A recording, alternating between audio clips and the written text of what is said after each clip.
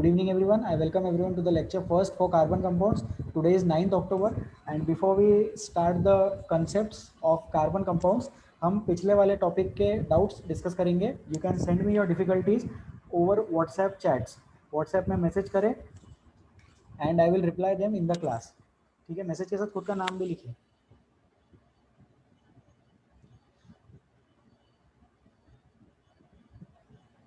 Sir please explain rancidity once. तो rancidity एक बार अपन डिस्कस कर लेते हैं. रेंसिडिटी का मतलब होता है फूड स्टफ्स का खराब होना. जिस तरह से करोजन होता है तो करोजन मेटल्स का होता है, उसी तरह से फूड स्टफ्स प्राइमरीली जो फूड स्टफ्स कंटेन करते हैं ऑयल्स या fats, foodstuffs which contain oil और fats, these foodstuffs are, क्या बोलेंगे उसको, खराब हो जाएंगे, are damaged. So these foodstuffs are damaged because of their reaction with oxygen. Because of their reaction with oxygen, these foodstuffs are damaged. Okay. तो oxygen के साथ ऑयल के पार्टिकल्स, ऑक्सीजन के साथ या वाटर के तो नहीं, ऑयल के या फैट के पार्टिकल्स रिएक्ट करते हैं. Okay, I think now the voice will be clear. किसी का मैसेज आया था कि सर वॉइस लो आ रहा है. Just hold on. Okay, now is this better? Okay. So rancidity, rancidity का मतलब होता है substances, foodstuffs which contain oil or fats, they get damaged because of reaction with oxygen. Oil particles या fat particles oxygen से react करते हैं और उसके वजह से खराब हो जाते हैं. उस चीज को बोलते हैं rancidity. The substance gets damaged. Okay, तो सब्सटेंस उससे डैमेज हो जाता है, उस चीज को रेंसिडिटी बोलते हैं. तो उसके लिए हम क्या करते हैं, सब्सटेंस डैमेज ना हो, रेंसिडिटी ना हो, इसलिए हम क्या करते हैं, हम चीज़ों को, ऑयल्स को या फैट वाले पार्टिकल्स को, जो भी फूड स्टफ्स ऑयल या फैट से बने हैं, उसको अपन ऑक्सीजन के कांटेक्ट में नहीं आने देते. तो एक मेथड होता है नाइट्रोजन फ्लशिंग. चिप्स के पैकेट्स, कुरकुरे के पैकेट्स वगैरह आपने देखे होंगे, उसमें बहुत सारी हवा होती है, तो वो एयर नहीं होती है, rather than air it is nitrogen. Because the reactivity of nitrogen is very low. Reactivity of nitrogen is low than oxygen.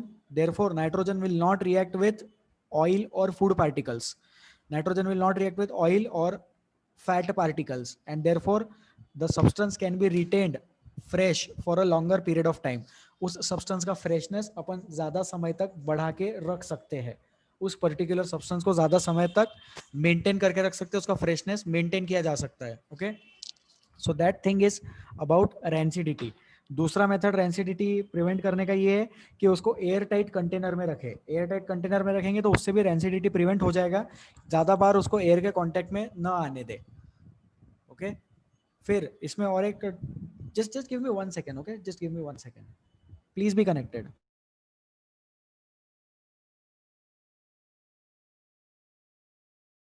Okay, thank you so much. So इसमें और एक डाउट अभी हम लोगों को आता है कि सर वो अपन ने नाइट्रोजन से फ्लशिंग क्यों किया, अगर अपन इनर्ट गैस से फ्लशिंग करेंगे तो ज़्यादा बेटर नहीं हो जाएगा क्या? किसी ने व्हाट्सएप पे लास्ट टाइम पे डाउट पूछा था. तो ऐसा है कि इनर्ट गैस से भी अपन कर सकते हैं फ्लशिंग. मतलब जो फूड स्टफ्स है, चिप्स के पैकेट वगैरह है, उसमें अपन इनर्ट गैस भी इंट्रोड्यूस कर सकते हैं. लेकिन होता ये है कि वो इनर्ट गैस बहुत ज़्यादा बहुत ज़्यादा कॉस्टली हो जाएगा, वो प्रोसेस कॉस्टली हो जाएगा. नाइट्रोजन क्योंकि एयर में 70-75% होने की वजह से नाइट्रोजन का अवेलेबिलिटी बहुत ज़्यादा है एयर में. तो अवेलेबिलिटी ज़्यादा होने के कारण यूसेज नाइट्रोजन का, मतलब उसको प्रोक्योर करना ईजी हो जाएगा. नोबल गैसेस का प्रोक्योरमेंट डिफिकल्ट होगा, फिर उसको पैकिंग वगैरह करना डिफिकल्ट प्रोसेस है. Because availability of nitrogen is more and because nitrogen is very much less reactive, इसीलिए हम नाइट्रोजन को यूज करते हैं फॉर प्रिवेंशन ऑफ रेंसिडिटी.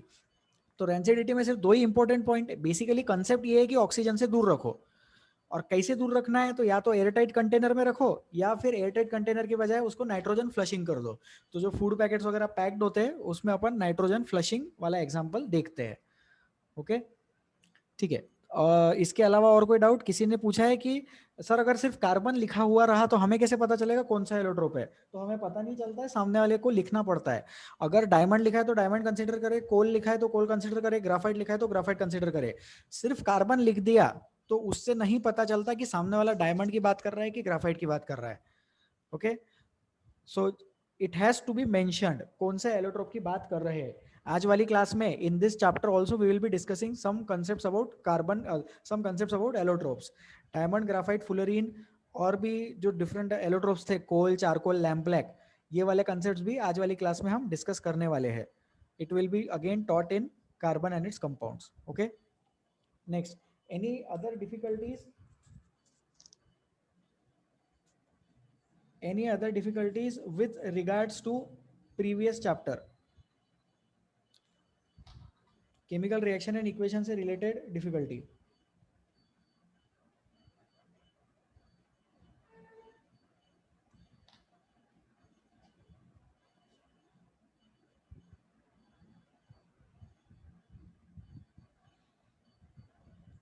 ठीक है, students who can hear my voice very clearly please raise your hands. अगर voice lag नहीं हो रहा है, कुछ भी प्रॉब्लम नहीं आ रहा है, तो ही हाथ उठाओ। अगर 1% भी दिक्कत नहीं है तो ही हाथ उठाए प्लीज।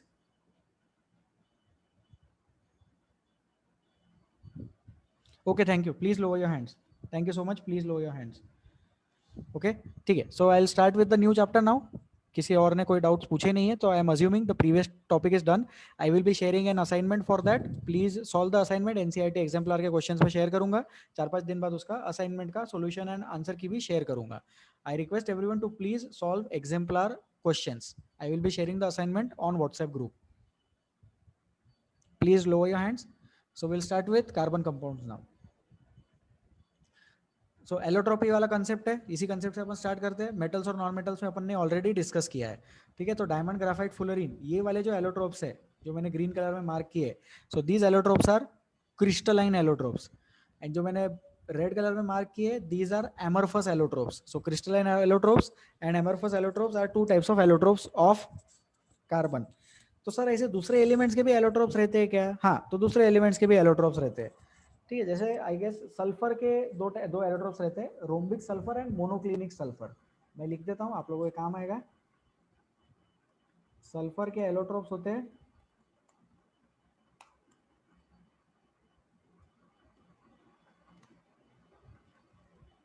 सल्फर के दो एलोट्रोप्स है, rhombic sulphur and monoclinic sulphur. ये दो एलोट्रोप्स सल्फर के हैं अपने पास में, और भी होते होंगे बट अभी इतने। ठीक है, और डायमंड, ग्राफाइट, फुलरीन, ये जो है ये एलोट्रोप्स कौन से? ये एलोट्रोप्स क्रिस्टलाइन एलोट्रोप्स है।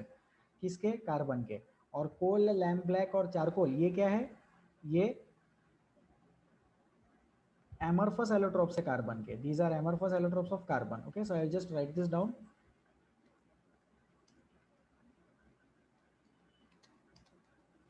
So these are amorphous allotropes of carbon and these are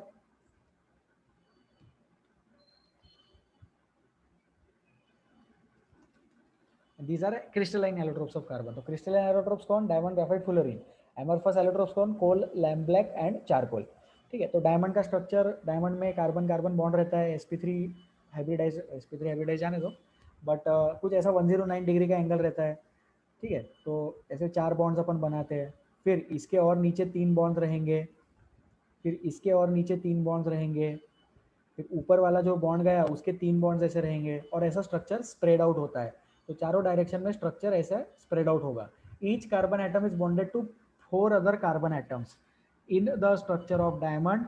each carbon atom is bonded to 4 carbon atoms.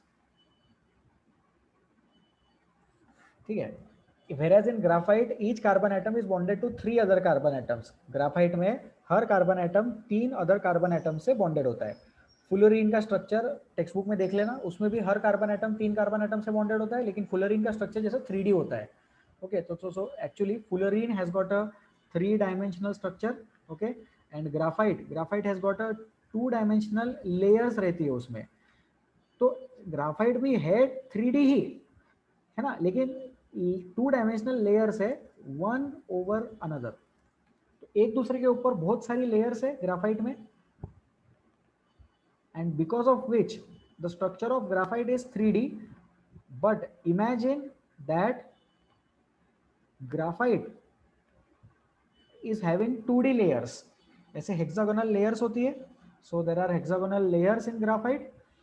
2D layers होती है, one over the another. Graphite is a good conductor of electricity and heat, diamond is a bad conductor. क्यों ऐसा? क्योंकि free electrons के बारे में concept होता है। ग्राफाइट में free electrons are present, so therefore graphite is a good conductor of electricity. Graphite में फ्री इलेक्ट्रॉन्स होने की वजह से वो इलेक्ट्रिसिटी अच्छे से कंडक्ट कर सकता है, डायमंड नहीं कर सकता। डायमंड स्ट्रॉन्ग है, डायमंड हार्ड है, ग्राफाइट स्लिपरी है। Fullerene is used as a semiconductor. Buckminster Fuller नाम के एक आर्किटेक्ट थे, साइंटिस्ट नहीं थे, आर्किटेक्ट थे। उन्होंने डोम शेप स्ट्रक्चर बनाया था।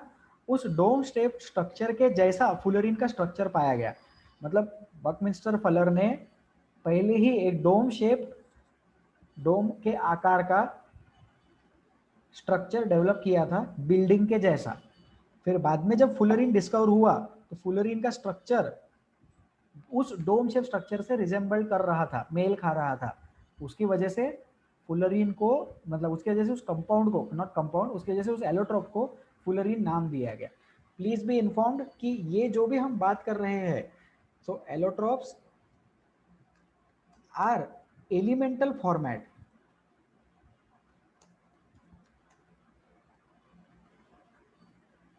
ये जो एलोट्रोप्स है, ये एलोट्रोप्स क्या है, ये एलोट्रोप्स एलिमेंटल फॉर्म है कार्बन के। ये कंपाउंड नहीं है, कंपाउंड थोड़ी बने। कोई दूसरा एलिमेंट दिख रहा है क्या इसमें? नहीं दिख रहा है ना, सिर्फ कार्बन कार्बन ही है। Different arrangement of carbon atoms है। सोचो अगर आपके पास 100 कार्बन एटम्स है और 100 कार्बन एटम्स को एक पर्टिकुलर मैनर में अरेंज करते हो तो डायमंड बनेगा, दूसरे फॉर्मेट में अरेंज करते हो तो ग्राफाइट बनेगा, और तीसरे तरीके से अरेंज करते हो तो फुलरिन बनेगा। ठीक है, लेकिन अगर रैंडमनेस है, अरेंजमेंट में रैंडमनेस है, तो एमरफस स्ट्रक्चर बनता है। एमरफस का मतलब रैंडम अरेंजमेंट होता है, क्रिस्टलाइन का मतलब प्रॉपर अरेंजमेंट है। जैसा दिख, मतलब crystalline is like a crystal, fixed arrangement, rigidity है उस चीज में, fixed arrangement is crystalline format. Randomness in arrangement, amorphous format. तो रैंडमनेस का, अब जैसे क्रिस्टलाइन है, डायमंड में क्रिस्टलाइन स्ट्रक्चर है, हर कार्बन एटम के 4 बॉन्ड्स है, तो अगर हर कार्बन एटम के 4 बॉन्ड्स है तो होने ही चाहिए। ग्राफाइट में हर कार्बन एटम के 3 बॉन्ड्स है, तो 3 बॉन्ड्स है तो होने ही चाहिए। उसको बोलते हैं fixed arrangement, crystalline structure. Okay, लेकिन कोल, लैम्प ब्लैक, चारकोल में कैसा होता है, रैंडमनेस होता है, वो चीज एमरफस है, शाइनी नहीं होती है। Diamond, graphite, fullerene are shiny substances. Usually crystalline ones are shiny substances. अगर आप लोग 11 12 में साइंस में कंटिन्यू करते हैं तो एक सॉलिड स्टेट नाम का चैप्टर आएगा, उसमें क्रिस्टलाइन और एमरफस पे और थ्योरी अपन डिस्कस करते हैं। So crystalline versus amorphous. Amorphous means randomness in the arrangement. Crystalline means there is a fixed arrangement. Crystalline, fixed arrangement. Amorphous, randomness in the arrangement. ठीक है, और उस randomness की वजह से क्या होता है, वो चीज का कलर डल होता है। तो अपन लिखते हैं यहां पे ऐसा, डल अपीयरेंस, और यहां पे अपन क्या लिखेंगे, शाइनी अपीयरेंस। तो diamond, graphite, fullerene shiny appearance दिखाते हैं, और कोल, लैम्प ब्लैक, चारकोल डल अपीयरेंस दिखाते हैं। क्यों डल है? क्योंकि एमरफस वाले का प्रॉपर्टी है dullness in the appearance, crystalline वाले का प्रॉपर्टी है shiny appearance. Okay, so we have already discussed about allotropy. अगर किसी को और भी कोई डाउट है तो अभी पूछ लो। टॉपिक बिल्कुल ही नहीं समझ में आ रहा है तो मेटल्स एंड नॉन मेटल्स में भी हमने थोड़ा सा ये डिस्कस किया था, तो उसके आप लोग लेक्चर्स यूट्यूब पर देख सकते हैं, लिंक्स ऑलरेडी शेयर्ड है, उसमें ढूंढना। और एलोट्रोपी वाला कंसेप्ट एक बार फिर से मेटल्स एंड नॉन मेटल से आप रिवाइज कर सकते हैं। एलोट्रोपी ऑफ कार्बन में किसी को कोई डाउट है तो व्हाट्सएप पे मैसेज करें। Difference between coal and charcoal, तो ऐसा कोई डिफरेंस नहीं है as such. Coal charcoal same ही चीज़ है, क्वालिटी क्वालिटी का डिफरेंस है। जैसे चारकोल जो है वो, ऐसा सोचो, वुड रहता है ना, वुड, मैं एग्जांपल दे रहा हूँ, मैं कंसेप्ट नहीं बता रहा हूँ, मैं एक एग्जांपल दे रहा हूँ जिससे आपको समझ में आएगा। वुड रहता है, वुड को अपन बर्न करते हैं, बर्न करने के बाद जो अनबर्नट वुड है उसको बोलो चारकोल। अनबर्नट वुड जो पूरी तरह से नहीं जला, सोचो अगर लकड़ी पूरी तरह से अच्छे से जल जाए तो उसका कचरा नहीं बचेगा, उसका राख नहीं बचेगा। ऐसा बड़ा लकड़ी का टुकड़ा इमेजिन करो, big log of would imagine करो, उसको बर्न करने का इमेजिन करो, फिर जो भी टुकड़ा बचेगा, ब्रिटल लकड़ी बचेगी ना ब्लैक कलर की, उसको इमेजिन करो कि वो चारकोल है, लेस क्वालिटी वाला। और कोल मतलब जो अपन माइनिंग वगैरह करके एक्सट्रैक्ट करते हैं, कोल माइंस होती है, coal is used as a source of fuel. ठीक है, तो कोल माइंस में से जो निकलता है वो कोल होता है जो actually as a fuel use करते हैं।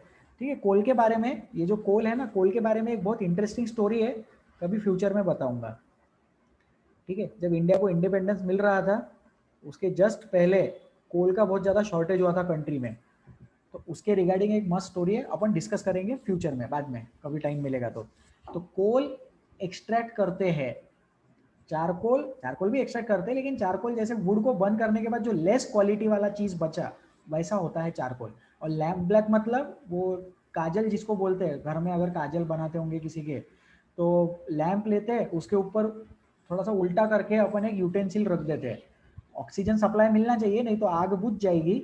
अगर ऑक्सीजन सप्लाई मिल रहा है तो लैंप का जो धुआं है, सूट जिसको बोलते हैं, उसको कलेक्ट करो, कंडेंस करो, तो जो ब्लैक कलर का सब्सटेंस मिला उसको बोलेंगे लैंप ब्लैक।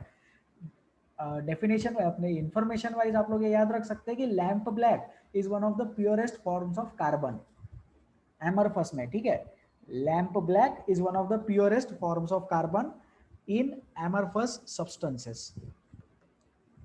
ठीक है, हाँ, तो लैम्प ब्लैक बता दिया मैंने, प्योरेस्ट फॉर्म ऑफ कार्बन है। क्योंकि सोचो मैंने क्या बोला अभी, वुड को अपन ने बर्न किया, तो वुड का जो कचरा बच गया, राख बच गई, या लॉग ऑफ वुड जो ब्लैक कलर का बच गया, उसमें बहुत ज्यादा इंप्योरिटीज रहेगी। लेकिन जो कार्बन पार्टिकल्स बर्न होके चले गए, या तो वो CO2 में जाएंगे, या तो फिर कार्बन उड़ जाएगा, प्रॉपर ब्लैक कलर का कार्बन उड़ेगा। तो ब्लैक कलर का धुआं आप लोगों ने देखा होगा, उसमें कार्बन रहता है। वो धुआं अगर अपन जमा करें, उसको कंडेंस करें, तो वो जो मिलता है वैसा रहता है lamp black. And lamp black is one of the purest forms of amorphous carbon. Learn करने के लिए अच्छा है, lamp black is one of the purest forms of amorphous carbon. हाँ, पूरा कार्बन नहीं, अरे एलोट्रॉप वाले का अलग रहेगा, सॉरी क्रिस्टलन वाले का कुछ अलग रहेगा, वो बाद में देखेंगे। लेकिन एमरफस वालों में कोल, चारकोल, लैम्प ब्लैक में कार्बन का क्वांटिटी ज्यादा, कार्बन का प्यूरिटी ज्यादा, परसेंटेज कंपोजिशन ज्यादा, परसेंटेज कंपोजिशन ज्यादा। ठीक है, फिर हाँ, तो कोल के बारे में और थोड़ा सा आप लोगों ने सुना होगा, 2-3 टाइप के कोल रहते हैं, बिटुमिनस कोल, एंथ्रासाइट कोल। ठीक है, तो वो सारी चीजें थ्योरी बेसिस पे बुक्स में से पढ़ लेंगे तो लर्न कर लेना किसमें कितना परसेंटेज क्वांटिटी रहता है। ठीक है, हाँ, नेक्स्ट डाउट आया sir, why is diamond a bad conductor of heat but bad conductor of electricity but a good conductor of heat. बहुत बढ़िया। डायमंड जो है वो इलेक्ट्रिसिटी का बैड कंडक्टर है क्योंकि उसमें फ्री इलेक्ट्रॉन्स नहीं है। लेकिन हीट का गुड कंडक्टर इसलिए है क्योंकि हीट कंडक्ट करने के लिए 3-4 मेथड्स होते हैं, जैसे आप लोगों ने सुना होगा, कंडक्शन, कन्वेक्शन, रेडिएशन। तो कोई एक पर्टिकुलर मेथड होता है जिसमें पार्टिकल्स क्या होते हैं, वाइब्रेट करते हैं, है ना। वो एक होता है कंडक्शन होता है, फिर दूसरा कन्वेक्शन होता है। मुझे याद नहीं कि कंडक्शन और कन्वेक्शन क्या होता है, लेकिन एक कोई तो भी फॉर्मेट होता है जिसमें heat energy is transferred by particles. मतलब ये होता है ना, क्लास में 10 स्टूडेंट्स बैठे हैं, लास्ट वाले स्टूडेंट को एक जैसे कुछ एक पेन पास करना है, तो फर्स्ट वाला स्टूडेंट उठ के जा सकता है लास्ट वाले स्टूडेंट तक, या फिर फर्स्ट वाला सेकंड को दे, सेकंड थर्ड को दे, थर्ड फोर्थ को दे, फोर्थ फिफ्थ को दे, so on and so forth. तो वैसे लॉजिक से आप सोचो कि कुछ तो भी वैसा होता है हीट कंडक्शन के टाइम पे डायमंड में। तो जो कार्बन एटम्स होते हैं वो अपनी जगह पे हल्का हल्का वाइब्रेट करते हैं और एनर्जी को ट्रांसफर करते हैं, उसी की वजह से गुड कंडक्टर ऑफ हीट अपन बोल सकते हैं। और इलेक्ट्रिसिटी ट्रांसफर करने के लिए इलेक्ट्रॉन्स का मूवमेंट जरूरी है। Unidirectional flow of electrons he electricity होता है। यूनिडायरेक्शनल फ्लो ऑफ इलेक्ट्रॉन, जब इलेक्ट्रॉन्स फ्लो करेंगे एक पर्टिकुलर डायरेक्शन में, because of difference of potential, potential difference की वजह से ही जब इलेक्ट्रॉन्स फ्लो करेंगे किसी एक पर्टिकुलर डायरेक्शन में, तो अपन उस चीज को इलेक्ट्रिसिटी बोलते हैं। तो इलेक्ट्रिसिटी के फ्लो के लिए फ्री इलेक्ट्रॉन्स होना जरूरी है, तो डायमंड में वो नहीं होते, इसलिए डायमंड इलेक्ट्रिसिटी का बैड कंडक्टर है। ठीक है, ओके। नेक्स्ट नेक्स्ट डाउट अपन देखेंगे।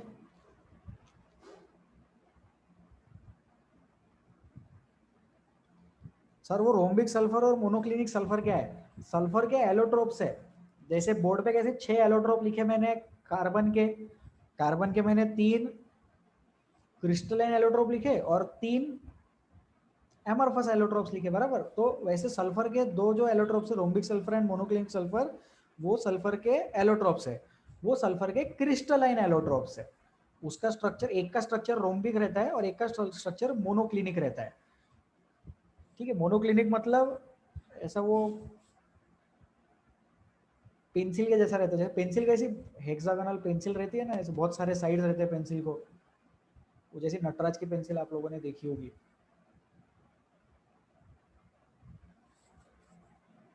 ठीक है। ऐसा लॉन्ग स्ट्रक्चर रहता है वो मोनोक्लिनिक सल्फर, 3 डायमेंशनल स्ट्रक्चर है, ठीक है। और वो दोनों क्रिस्टलाइन एलोट्रोप्स है, सल्फर के क्रिस्टलाइन एलोट्रोप्स है। सिर्फ नाम बताया, लर्न करना नाम। Rhombic sulphur and monoclinic sulphur are crystalline allotropes of sulphur, ठीक है। हाँ sir, graphite is in amorphous type but then also its colour dark black grey similar, how?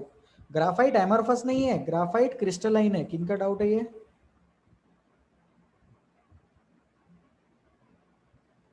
नाम लिखा करो प्लीज। ग्राफाइट जो है वो क्रिस्टलाइन एलोट्रोप है। अब इनका डाउट ऐसा है कि सर ग्राफाइट जो है वो डार्क ब्लैक कलर का है, ग्रे है, सिमिलर टू कोल है, तो फिर भी क्रिस्टलाइन क्यों है? तो क्रिस्टलाइन इसलिए क्योंकि वहां पे फिक्स्ड अरेंजमेंट है, और ग्राफाइट डल नहीं रहता है, ग्राफाइट शाइनी रहता है। शाइनी का मतलब व्हाइट नहीं होता, शाइनी का मतलब लाइट को रिफ्लेक्ट करने वाला रहता है। ग्राफाइट शाइन करता है। पेंसिल देखना, पेंसिल में जो लीड की पेंसिल रहती है ना, तो लीड की पेंसिल को ध्यान से देखना, वो लाइट रिफ्लेक्ट करता है। नॉर्मल वाली जो पेंसिल रहती है उसको भी अपन शार्पन करते, जो पेंसिल की जो नोक बोलते, तो वो जो पिन पॉइंटेड नोक रहता है वो लाइट को रिफ्लेक्ट करता है। कोल लाइट को रिफ्लेक्ट नहीं करता, कोल का अपीयरेंस डल रहता है। और ग्राफाइट एमरफस नहीं है, ग्राफाइट क्रिस्टलाइन इसलिए है क्योंकि उसमें एटम्स का फिक्स्ड अरेंजमेंट है। कहीं से भी ग्राफाइट लेके आ जाओ, वो ग्राफाइट का कोई भी पार्ट ले लो, उसका 2D लेयर्स ही दिखेगा एक दूसरे के ऊपर रखा हुआ। लेकिन कोल और लैम्प ब्लैक में ऐसा नहीं रहता है। कोल और लैम्प ब्लैक में कैसा रहता है, एक ही लैम्प, सपोज कोल का एक टुकड़ा है, तो लेफ्ट साइड से अगर टुकड़े को देखेंगे तो वहां एटम्स का अरेंजमेंट अलग हो गया, राइट साइड से टुकड़े को देखेंगे तो एटम्स का अरेंजमेंट अलग हो गया। उसको बोलते हैं एमरफस, रैंडमनेस होता है अरेंजमेंट में, ठीक है। हाँ sir, but in diamonds atoms have tetrahedral geometry which is very tightly compact, so then how do carbon atoms vibrate to conduct heat energy? Harsh का डाउट है। तो ऐसा है कि कार्बन के एटम्स खुद की जगह पे थोड़ा थोड़ा तो वाइब्रेट कर सकते हैं ना। फिर उसमें और एक रीजन ये सोचो कि अब जैसे ये कार्बन का स्ट्रक्चर, ये डायमंड का स्ट्रक्चर मैंने बनाया है ना, उसमें इमेजिन करो कि कहीं ना कहीं तो स्ट्रक्चर एंड हो रहा होगा। तो हाइपोथेटिकल बात कर रहा हूं मैं, वैसे देखा जाए तो जहां पे भी एंड हो रहा है वहां तो थोड़े से free movement of atoms possible रहती है, तो उसकी वजह से वो हीट एनर्जी कंडक्ट करता है।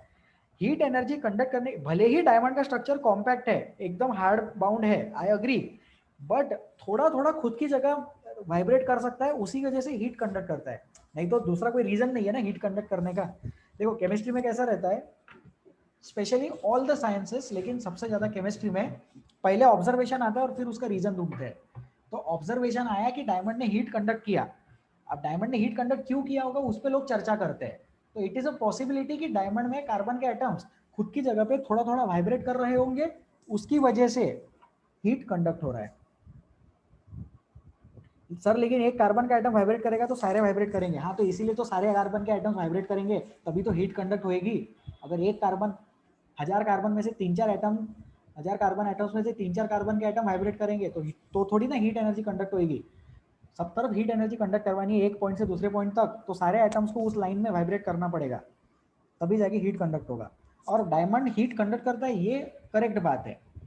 डायमंड इलेक्ट्रिसिटी कंडक्ट नहीं करता, ये भी करेक्ट बात है। अब उसका रीजन अपने को बनाना था, तो हीट कंडक्ट करने के लिए या तो इलेक्ट्रॉन्स का मूवमेंट करा दो या फिर एटम्स का वाइब्रेशन करा दो। तो डायमंड में एटम का वाइब्रेशन पॉसिबल है, ऐसा अपन बोलते हैं। तो पूरा डायमंड वाइब्रेट करेगा क्या? पूरा डायमंड वाइब्रेट नहीं करेगा, उसके एटम्स वाइब्रेट करेंगे। वो एटम्स का वाइब्रेशन बहुत छोटा है, ऐसा हिलता हुआ डायमंड नहीं दिखेगा अपने को। अपन रबर से कैसा पेपर पे का पेंसिल मार के रब करते हैं तो रबर वाइब्रेट करता, वैसा वाइब्रेशन नहीं दिखेगा। एटम्स खुद अपनी जगह पर वाइब्रेट करेंगे। अब एटम खुद इतना छोटा है तो उसका वाइब्रेशन तो और भी छोटा रहेगा ना, तो वो देखने से पता नहीं चलेगा, लेकिन पूरा डायमंड वाइब्रेट करेगा। मीनिंग सारे एटम्स वाइब्रेट करेंगे। हाँ हाँ, एटॉमिक लेवल पर, यस, एटॉमिक लेवल पर डेफिनेटली वाइब्रेशन होगा, तभी तो इलेक्ट्रिसिटी, सॉरी, तभी तो हीट एनर्जी कंडक्ट होगी, नहीं तो हीट एनर्जी का कंडक्शन एक्सप्लेन ही नहीं कर पाएंगे अपन। ठीक है सर, हर्ष रिप्लाई कर दो। सर तो फिर ग्राफाइट के भी एटम्स वाइब्रेट करते क्या हीट ट्रांसफर करते टाइम? नहीं, ग्राफाइट में कार्बन एटम को वाइब्रेट करने की जरूरत नहीं है, थोड़ा बहुत करते भी होंगे, लेकिन ग्राफाइट में जो इलेक्ट्रिसिटी कंडक्ट होती है, सॉरी, ग्राफाइट में जो हीट एनर्जी कंडक्ट होती है वो फ्री इलेक्ट्रॉन की वजह से होती है। मतलब वहां पे कंडक्शन जैसा सोचो, कंडक्शन कन्वेक्शन रहता ना, तो ग्राफाइट में तो फ्री इलेक्ट्रॉन है ना, तो फ्री इलेक्ट्रॉन होने के बाद कार्बन के वाइब्रेशन से, कार्बन के वाइब्रेशन से, एटम के वाइब्रेशन से इलेक्ट्रिसिटी कंडक्ट करवाने की जरूरत नहीं है। एटम्स होंगे वाइब्रेट, डेफिनेटली होंगे, सारे सब्सटेंसेस के एटम्स वाइब्रेट करते रहते हैं, उनके पास उतना फ्लेक्सिबिलिटी रहता है, लेकिन वहां पे फ्री इलेक्ट्रॉन है, इसलिए वहां पे जरूरत नहीं पड़ी एक्सप्लेन करने के लिए। सर आयंस इलेक्ट्रॉन्स भी हीट कंडक्ट कर सकते हैं क्या? बिल्कुल कर सकते हैं, डिपेंड करता है कि कौन से कंपाउंड के बारे में आप बात कर रहे हो। Depending on the compound it can be decided whether that particular thing will conduct heat energy और नॉट।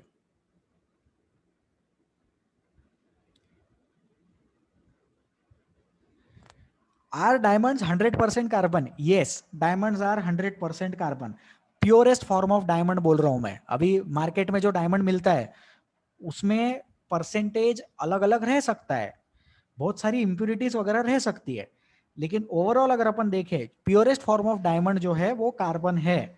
डायमंड को ऑक्सीजन से अगर रिएक्शन करवाएंगे तो CO2 गैस निकलेगा, कुछ भी नहीं बचेगा। अगर प्योर कार्बन था और ऑक्सीजन के साथ रिएक्शन करवाया तो CO2 बनेगा, कुछ भी नहीं बचेगा, CO2 गैस फॉर्म में रिलीज हो जाएगा। ठीक है, फिर sir, does all diamonds are allotropes of carbon? So if so then why there is color difference? color difference आता है different different particles डालने की वजह से। तो कैसा रहता है कि जो प्योरेस्ट फॉर्म ऑफ डायमंड है इट इज हाईली ट्रांसपेरेंट। और जो डायमंड आप लोगों ने देखा होगा, जैसे अपन पिक्चर में या कार्टून वगैरह में देखते हैं, तो वो डायमंड कुछ इस तरह से रहता है ना, कुछ इस फॉर्मेट का डायमंड आप लोगों ने देखा होगा, बराबर? मतलब ठीक है, भावनाओं को समझो।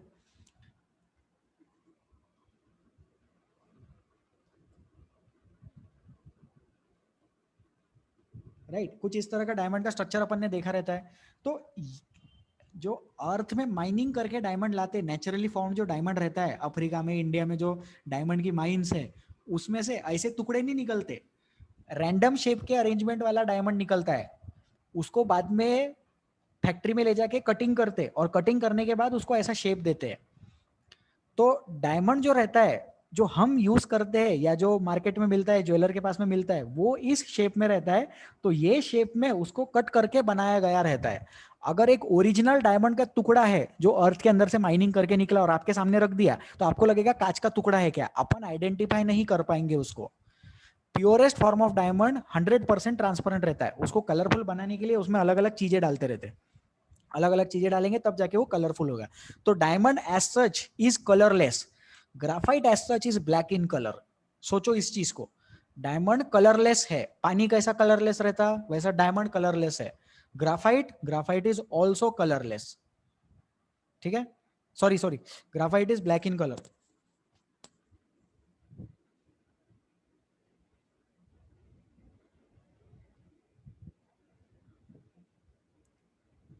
ठीक है, नेक्स्ट डाउट, और अभी 2 डाउट्स लेंगे फिर अपन थोड़ा आगे बढ़ेंगे।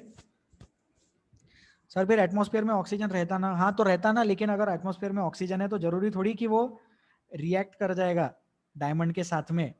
कंसेप्ट समझे, एटमॉस्फेयर में हाइड्रोजन भी है और एटमॉस्फेयर में ऑक्सीजन भी है, लेकिन हाइड्रोजन और ऑक्सीजन एटमॉस्फेयर में मिलके हमेशा रिएक्ट करके वाटर थोड़ी बना देते, बराबर? हाइड्रोजन और ऑक्सीजन को रिएक्शन करवाने के लिए कुछ कंडीशन देनी पड़ेगी ना, वैसे ही डायमंड को रिएक्ट करवाने के लिए कंडीशन देनी पड़ेगी।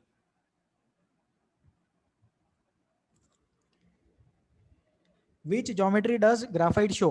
Trigonal planar, triangular planar geometry होता है ग्राफाइट का।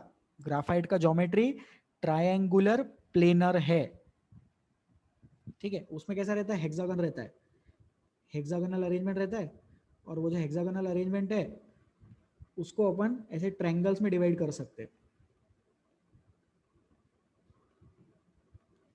ठीक है, देखो बहुत सारे ट्रायंगल बन गए कि नहीं बन गए, तो इसलिए उसको ट्रायंगुलर प्लेनर ऐसा अरेंजमेंट बोलते हैं अपन। ओके, ठीक है, सो दिस इज सफिशिएंट। अभी बचे हुए डाउट्स बाद में, we will move to the next slide. और इसके बारे में आप थ्योरी रीड कर सकते हैं, मेटल्स नॉन मेटल्स में जो अपन ने टॉपिक डिस्कस किया था उसमें से भी आप रिवाइज कर सकते हैं। जिन स्टूडेंट्स के डाउट्स मैंने क्लास में नहीं बताया, I will reply them personally over WhatsApp message. Now next, अब अपन केमिस्ट्री के बारे में पढ़ेंगे। तो केमिस्ट्री में क्या रहता है, 3 टाइप की केमिस्ट्री रहती है, physical chemistry, organic chemistry and inorganic chemistry. Higher level पे, हायर लेवल मतलब बीटेक, बीएससी, एमएससी लेवल पे एनालिटिकल केमिस्ट्री भी पढ़ाते हैं। तो एनालिटिकल केमिस्ट्री जो है एक्चुअली वो फिजिकल केमिस्ट्री का ही सब पार्ट है।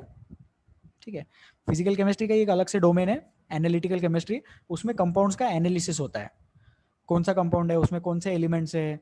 अब जैसे ग्लूकोज है, तो ग्लूकोज कार्बन, हाइड्रोजन, ऑक्सीजन से बना है, तो वो कैसे पता चला, उसका एनालिटिकल केमिस्ट्री करने से पता चला। ठीक है, फिर फिजिकल केमिस्ट्री जो रहता है, physical chemistry deals with the rates of the reactions. तो जो मोल कंसेप्ट वगैरह रहता है, मोल concept, kinetics of the reactions, equilibrium of the reaction और थर्मोडायनामिक्स।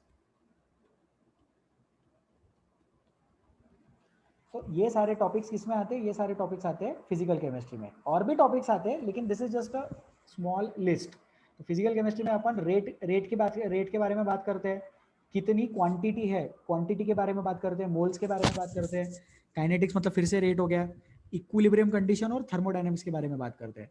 ऑर्गेनिक केमिस्ट्री में अपन क्या बात करते हैं, ऑर्गेनिक केमिस्ट्री में हम लोग कार्बन एंड इट्स कंपाउंड्स के बारे में बात करते हैं। तो जितने भी दुनिया में कंपाउंड्स है जिसमें कार्बन प्रेजेंट है, मोर और लेस, उन सब कंपाउंड्स को अपन ऑर्गेनिक केमिस्ट्री में डिस्कस करते हैं।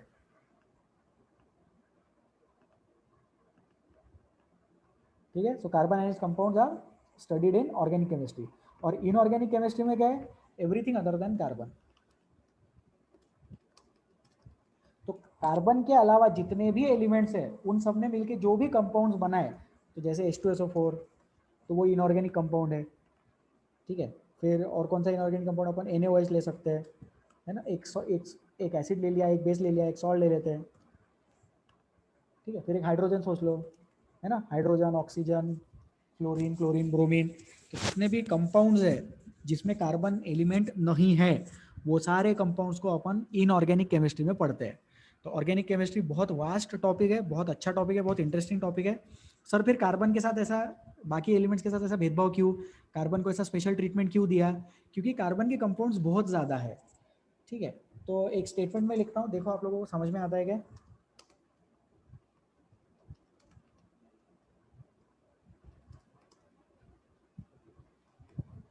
Number of organic compounds is more than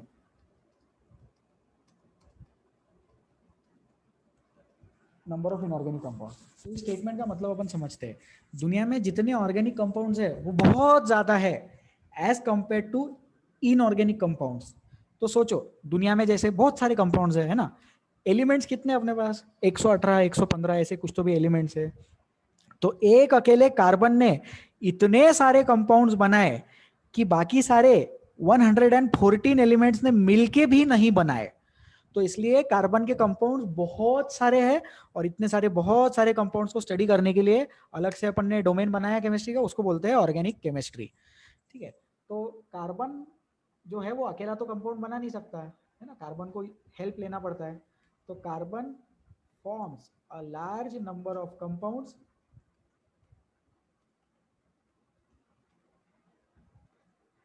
it forms these compounds using the help of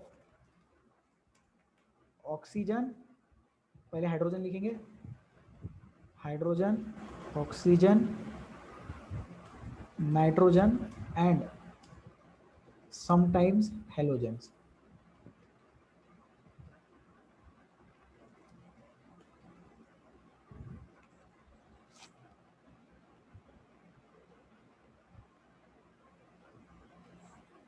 hold on please wait.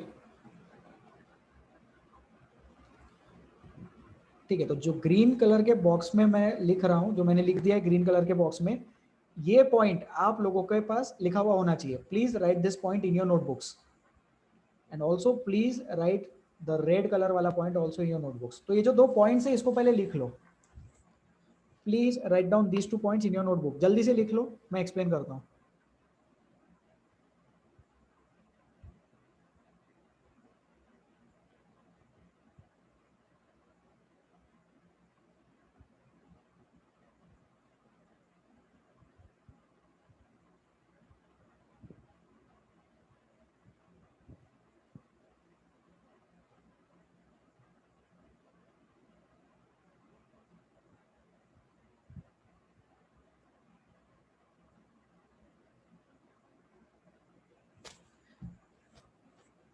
ठीक है, जनता ने लिख लिया। तो सेकेंड पॉइंट मैं रीड कर रहा हूं और मैं एक्सप्लेन कर रहा हूं। Carbon forms a large number of compounds. Carbon जो है वो बहुत सारे कंपाउंड्स बनाता है, लेकिन कार्बन अकेला थोड़ी कंपाउंड बना सकता। कंपाउंड बनाने के लिए कम से कम दो तो एलिमेंट्स की जरूरत रहती है ना। At least 2 elements are required to form compounds. कम से कम 2 एलिमेंट्स की रिक्वायरमेंट रहती है कंपाउंड्स बनाने के लिए, बराबर। तो फिर उस केस में कार्बन जो है वो हेल्प लेता है। किससे किससे हेल्प लेता है? तो सबसे ज्यादा हेल्प लेता है हाइड्रोजन से। हाइड्रोजन से सबसे ज्यादा हेल्प लेता है। फिर उसके बाद ऑक्सीजन और नाइट्रोजन से हेल्प लेता है। तो इसलिए मैंने ब्रैकेट में लिखा है प्राइमरीली। तो सबसे ज्यादा कंपाउंड्स कार्बन के हाइड्रोजन के साथ है। उसके बाद आते हैं ऑक्सीजन वाले कंपाउंड्स, नाइट्रोजन वाले कंपाउंड्स, और कभी कभी वो हेलोजन के साथ भी रिएक्शन शो करता है। फिर कभी कभी ऑक्सीजन, नाइट्रोजन, हाइड्रोजन ये सारी चीजें साथ में आ जाएंगी, बराबर। तो आप ये समझे कि कार्बन को जब कंपाउंड्स बनाना है तो वो पूरे के पूरे पीरियोडिक टेबल से नहीं कंपाउंड बनाता, लेकिन बहुत सारे एलिमेंट से बनाता है। उसमें भी सबसे ज्यादा कंपाउंड्स वो हाइड्रोजन, ऑक्सीजन और नाइट्रोजन से बनाता है। Most number of organic compounds are created by using hydrogen, oxygen and nitrogen. Of course, obviously carbon, लेकिन कार्बन के अलावा hydrogen, oxygen and nitrogen are required for creating organic compounds. कभी कभी hydrogen भी यूज कर लेते हैं, ठीक है। तो ये वाला पॉइंट इंपॉर्टेंट है, मैंने समझा दिया। फिर number of organic compounds is more than the number of inorganic compounds. मतलब दुनिया में जितने इनऑर्गेनिक कंपाउंड्स है, सोचो 115 एलिमेंट्स ने मिलके भी इतने कंपाउंड नहीं बनाए जितने अकेले कार्बन ने बना लिए। तो इसका मतलब number of carbon compounds is very high. बहुत ज्यादा कार्बन कंपाउंड्स प्रेजेंट है दुनिया में, इसलिए अपन ऑर्गेनिक केमिस्ट्री अलग से पढ़ते हैं। तो इसमें कोई डाउट नहीं होगा, ऐसी टाइम पास वाली स्लाइड है, बट उसमें ये 2 इंपॉर्टेंट पॉइंट्स है। आई एम श्योर आप लोगों ने लिख लिए होंगे और इसको अपन याद रखेंगे। इंफॉर्मेशन बेसिस है, कार्बन के साथ हाइड्रोजन, ऑक्सीजन, नाइट्रोजन ये कंपाउंड्स बनाते हैं। कभी कभी हेलोजन भी अपन यूज कर लेंगे, ठीक है। इसको करते हैं डिलीट, अपन आगे बढ़ते हैं। नेक्स्ट, हाँ अभी क्या है, अभी बॉन्डिंग के बारे में अपने को डिस्कस करना है। तो केमिकल बॉन्डिंग हम लोगों ने डिस्कस किया है, थोड़ा बहुत 9th में भी पढ़ा होगा आप लोगों ने। तो 2 टाइप का केमिकल बॉन्ड होता है, आयोनिक बॉन्ड और कोवेलेंट बॉन्ड, ठीक है। तो ये चीज मैं एक बार फिर से एक्सप्लेन कर देता हूँ। Complete transfer of electrons takes place in ionic bond, बराबर। और sharing of electrons takes place in covalent bond. तो शेयरिंग ऑफ इलेक्ट्रॉन किस में होता है? Non metal and non metal में होता है, बराबर। और कंप्लीट ट्रांसफर ऑफ इलेक्ट्रॉन्स किस में होता है? मेटल एंड नॉन मेटल में होता है, ठीक है। तो इसको एक्सप्लेन करते हैं। इलेक्ट्रॉन्स का अगर कंप्लीट ट्रांसफर हो जाए, मेटल इलेक्ट्रॉन दे दे और नॉन मेटल इलेक्ट्रॉन ले ले, तो उसको बोलेंगे आयोनिक बॉन्ड। मेटल ने इलेक्ट्रॉन दे दिया और नॉन मेटल ने इलेक्ट्रॉन ले लिया, तो उसको बोलेंगे ionic bond formation. Sharing of electrons होता है नॉन मेटल में। Sharing of electron takes place in non metal, उसको बोलते हैं कोवेलेंट बॉन्ड। तो ये अपन ने पढ़ा है पहले, ठीक है। आयोनिक बॉन्ड, कोवेलेंट बॉन्ड क्यों होता है? ऑक्टेट फॉर्मेशन के लिए। ऑक्टेट रूल होता है,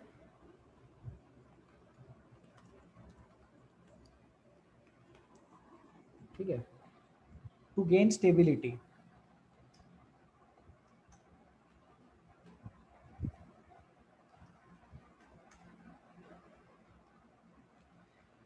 एलिमेंट्स क्यों कंबाइन करते हैं?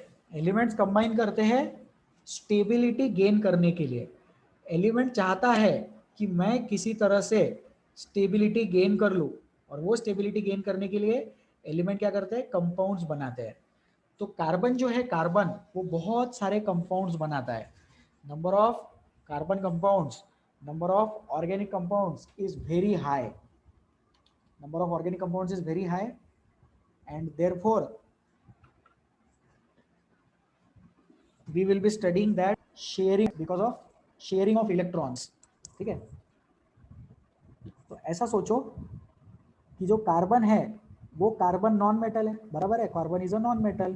तो कार्बन नॉन मेटल होने की वजह से उसका प्रीफरेंस क्या है? कार्बन का प्रीफरेंस है कि वो कोवैलेंट बॉन्ड बनाए. ठीक है.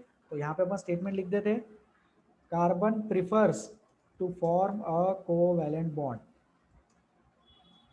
कुछ कंपाउंड रहते हैं कार्बन के आयोनिक बॉन्ड वाले, मैं ये नहीं बोल रहा हूँ बिल्कुल नहीं बनाता, लेकिन वो बहुत कम है. Very few ionic bonded compounds of carbon exist. ठीक है. तो अभी कोई डेफिनेटली इसका एग्जांपल मांगेंगे, तो मैं एग्जांपल अभी लिख देता हूँ. Calcium carbide CaC2. So calcium carbide is a compound of carbon which is having ionic bond. ये एक ऐसा कंपाउंड है कार्बन का जिसमें आयोनिक बॉन्ड है, क्योंकि यहाँ पे मेटल अपन ने यूज किया. कैल्शियम ने 2 इलेक्ट्रॉन्स डोनेट किए कार्बन को, दोनों कार्बन को एक एक इलेक्ट्रॉन डोनेट कर दिया. कैल्शियम ने 2 इलेक्ट्रॉन्स डोनेट किए हैं कार्बन एटम्स को, और उसकी वजह से कंपाउंड बना और वहां पे ionic bond formation takes place.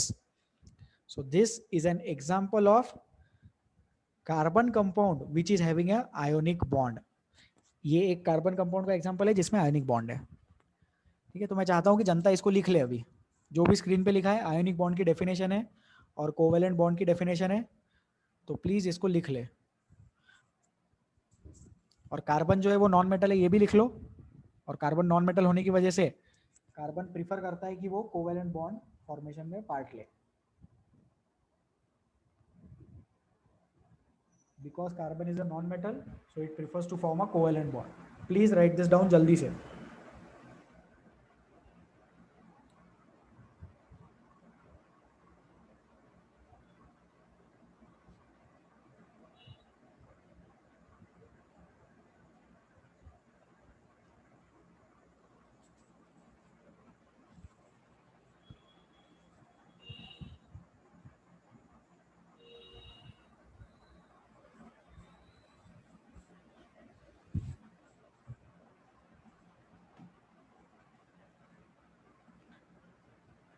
ठीक है. कितने लोग लिख रहे हैं? जो लोग लिख रहे हैं प्लीज रेज योर हैंड्स.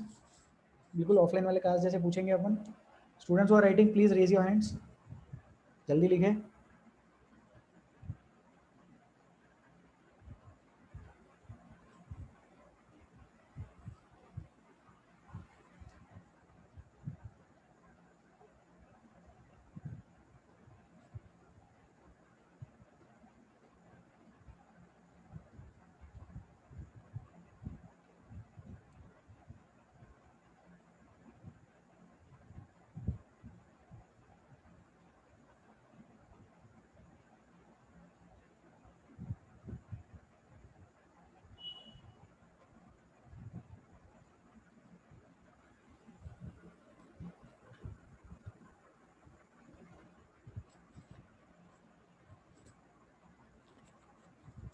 चलो आगे बढ़े अपन.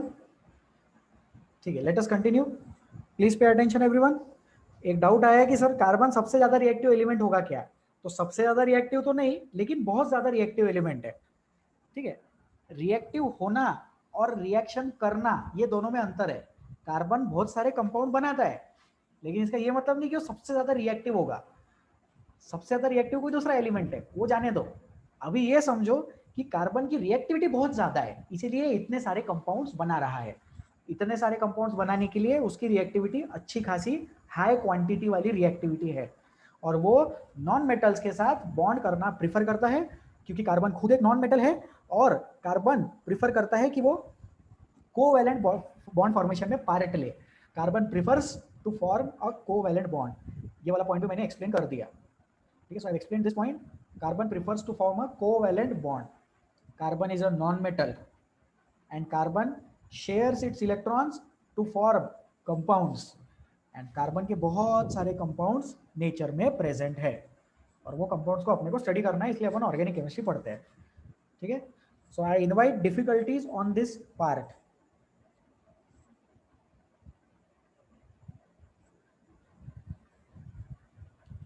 ठीक है, तो ये CaC2 के रिगार्डिंग किसी का डाउट है? नाम लिखा करो प्लीज। वेदांत, CaC2 के रिगार्डिंग डाउट है? तो CaC2 का स्ट्रक्चर मैं बताता हूँ, बोर्ड पे देखे सब लोग। वेदांत ध्यान दो, Ca होता है 2+, बराबर है, और आपका डाउट है कि कार्बन का तो जैसे वैलेंसी 4 होना चाहिए ना, तो उसका स्ट्रक्चर देख लो कैसा है। ये कार्बन और कार्बन में ट्रिपल बॉन्ड है। ट्रिपल बॉन्ड समझता है ना, अपन अभी आज की क्लास में डिस्कस भी करने वाले, single bond, double bond, triple bond. और ये यहाँ पे आ गया एक निगेटिव चार्ज, बोला नहीं लगाते, और ये निगेटिव चार्ज। तो सोचो कैल्शियम ने क्या किया, कैल्शियम ने 2 इलेक्ट्रॉन्स डोनेट किए और दोनों कार्बन ने एक एक इलेक्ट्रॉन एक्सेप्ट कर लिया। तो पहले कार्बन कार्बन में ट्रिपल बॉन्ड सोचो, और फिर दोनों कार्बन ने एक एक इलेक्ट्रॉन एक्स्ट्रा एक्सेप्ट किया, उसकी वजह से निगेटिव चार्ज आया। Calcium donates 2 electrons, calcium donates 2 electrons, and each carbon atom is accepting one electron. Calcium donates 2 electrons and each carbon atom is accepting 1 electron each. Calcium ने 2 electron donate किए और carbon ने, दोनों carbon ने एक एक electron accept किया। Already उन्होंने ट्रिपल बॉन्ड बना के रखा था, उसकी वजह से उसका ऑक्टेट कंप्लीट हो गया। तो सोचो कितना इंटरेस्टिंग केस है। कार्बन के ऑक्टेट कंप्लीशन में कोवेलेंट बॉन्ड भी आ गया और आयोनिक बॉन्ड भी आ गया। कार्बन के ऑक्टेट कंप्लीशन में कोवेलेंट बॉन्ड और आयोनिक बॉन्ड ये दोनों आ गए। कैल्शियम के लिए सिर्फ आयोनिक बॉन्ड आया, लेकिन कार्बन के लिए कोवेलेंट और आयोनिक दोनों आ गए।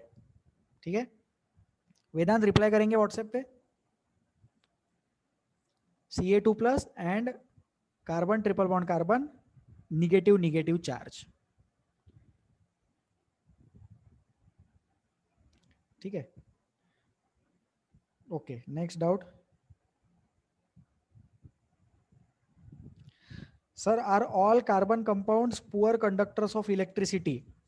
Not necessary. There are some carbon compounds which are good conductors of electricity. There are some carbon compounds which are bad conductors of electricity.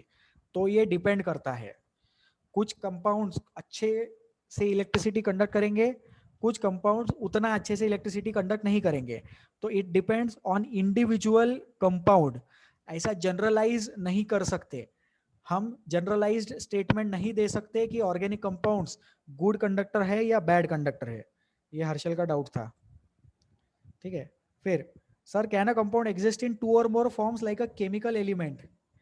हाँ, उस चीज को आइसोमरिज्म बोलते हैं, वो 11th में पढ़ते हैं अपन। जैसे एलिमेंट का रहता है एलोट्रोपी, तो वैसा कंपाउंड्स का रहता है आइसोमरिज्म। एलिमेंट्स का रहता है एलोट्रोपी एंड कंपाउंड्स का रहता है आइसोमरिज्म। 11th में पढ़ेंगे अपन। ठीक है,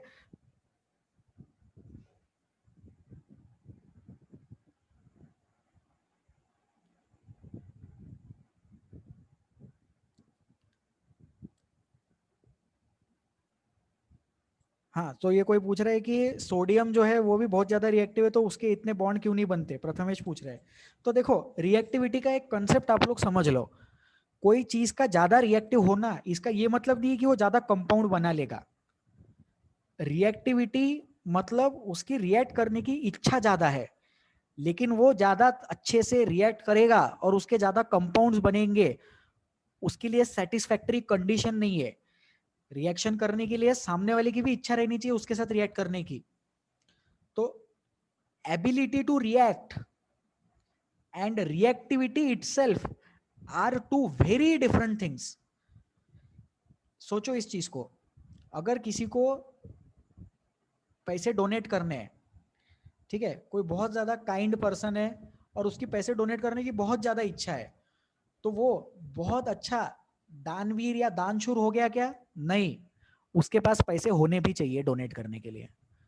तो यहां पे ऐसा सोचे कि डोनेट करने की इच्छा भी होनी चाहिए और पैसे भी होने चाहिए, तभी जाके वो पर्सन एक अच्छा डोनर कहलाया जाएगा, या जिसको अच्छी इंग्लिश में बोलते हैं अच्छा फिलैंथ्रोपिस्ट कहलाया जाएगा। सिर्फ पैसे होना इज नॉट अ रिक्वायरमेंट, सिर्फ डोनेट करने की इच्छा होना is also not a requirement, दोनों चीजें जरूरी है। तो रिएक्टिविटी ज्यादा होना और रिएक्ट करने की इच्छा ज्यादा होना, ये दोनों चीजें जब साथ में होंगी तभी कंपाउंड फॉर्मेशन अच्छे से होगा।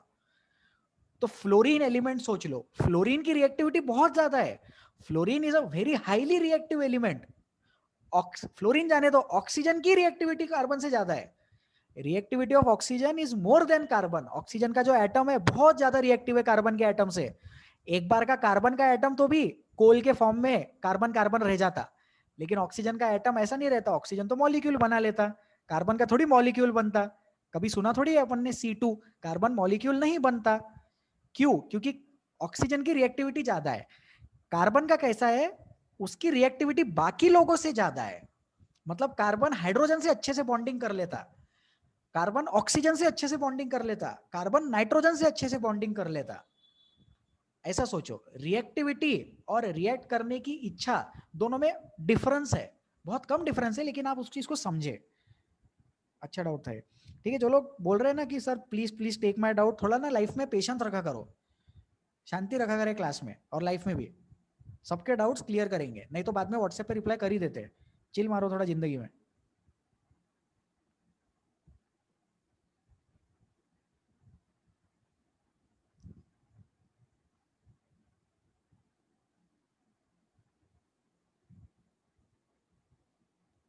सर ऐसा जरूरी है कि कोई कंपाउंड या एटम को स्टेबिलिटी नहीं चाहिए फिर भी वो बॉन्ड बना रहा है? नहीं, ऐसा तो नहीं है। Bond formation takes place only to attain stability. ऐसा कोई कंपाउंड तो नहीं है कि, मतलब ऐसा कोई एलिमेंट तो नहीं है कि जो उसको स्टेबिलिटी नहीं चाहिए लेकिन फिर भी बॉन्ड बना रहा है। हाँ, नोबल गैसेस के भी कंपाउंड्स बनते हैं, लेकिन नोबल गैसेस के कंपाउंड्स बनने का अलग रीजन है। ठीक है, तो स्टेबिलिटी के लिए ही कोई भी चीज होती है। दुनिया में कोई भी कंसेप्ट अगर हो रहा है, कोई भी प्रोसेस हो रहा है, आज आप लोग ऑनलाइन क्लास अटेंड कर रहे हो, मैं भी यहाँ पे आके पढ़ा रहा हूँ, तो कोई ना कोई उद्देश्य से ही हम लोग यहाँ पे मिले हैं। राइट, कंपाउंड्स का, एलिमेंट्स का रिएक्शन करना, कंपाउंड का बनना, वो भी स्टेबिलिटी के लिए ही है। तो ऐसा जरूरी नहीं है कि बिना स्टेबिलिटी के ही अपन, बिना स्टेबिलिटी के ही एटम्स रिएक्ट करे जा रहे हैं। एटम्स को कुछ मिल रहा है उससे, कुछ उसका पर्पस सेटिस्फाई हो रहा है, उसको कुछ फायदा हो रहा है उस चीज से, इसीलिए वहां पे रिएक्शन हो रही है। ठीक है, तनय गांधी का डाउट है ये, कंपाउंड्स रिएक्ट करते हैं स्टेबिलिटी अटेन करने के लिए।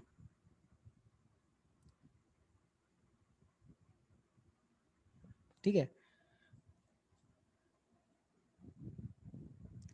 हाँ सर, कार्बन कंपाउंड जिस सॉल्वेंट में डिसॉल्व होते हैं वो सॉल्वेंट खुद भी कोवेलेंट बॉन्ड से बनने चाहिए क्या? ये अच्छा डाउट है। थोड़ा सा एक पोलर नॉन पोलर के बारे में अपन डिस्कस करते हैं यहाँ पे। पीरियोडिक टेबल अपन ने टॉपिक पढ़ा है, अब यार वो अपन ने पढ़ा है कि 9th में पढ़ा है, याद नहीं, शायद 9th में पढ़ा है, जो भी है। तो इलेक्ट्रोनिगेटिविटी एक कंसेप्ट सुना होगा आपने, या तो 10th में सुना होगा या तो 9th में सुना होगा। So the concept of electronegativity says कि वहां पे बॉन्ड पोलैरिटी जनरेट होगा। तो ऐसा सोचो कि लाइक डिसॉल्व्स लाइक, एक कंसेप्ट होता है जिसको बोलते हैं लाइक डिसॉल्व्स लाइक। भार्गवी का डाउट है ये, जो चीजों में कोवैलेंट बॉन्ड है वो चीजें कोवैलेंट कंपाउंड्स में इजीली डिसॉल्व कर सकते, कोवैलेंट सॉल्वेंट में इजीली डिसॉल्व हो पाएगी। और जो चीजों में आयोनिक बॉन्ड रहता है वो चीजें पोलर कोवैलेंट बॉन्ड्स में इजीली डिसॉल्व कर पाएंगे। ठीक है, तो पोलरिटी एंड सॉल्वेंट सोल्यूट वाला कंसेप्ट अलग से अपन डिस्कस करने वाले हैं, but for the time being सिर्फ इतना समझ लो, मैं लिख भी देता हूं बोर्ड पे, like dissolves like. Same same चीजों में डिसॉल्व होती है।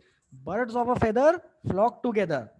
तो लाइक डिसॉल्व लाइक मतलब पोलर चीजें पोलर में डिसॉल्व होंगी, नॉन पोलर चीजें नॉन पोलर में डिसॉल्व होंगी। सर क्या बोल रहे हो, कुछ भी समझ में नहीं आ रहा है। ठीक है, पोलर नॉन पोलर नहीं समझ में आ रहा है चलेगा, लेकिन ये तो समझ में आता है कि पोलर चीजें पोलर में डिसॉल्व हो सकती और नॉन पोलर चीजें नॉन पोलर में डिसॉल्व हो सकती।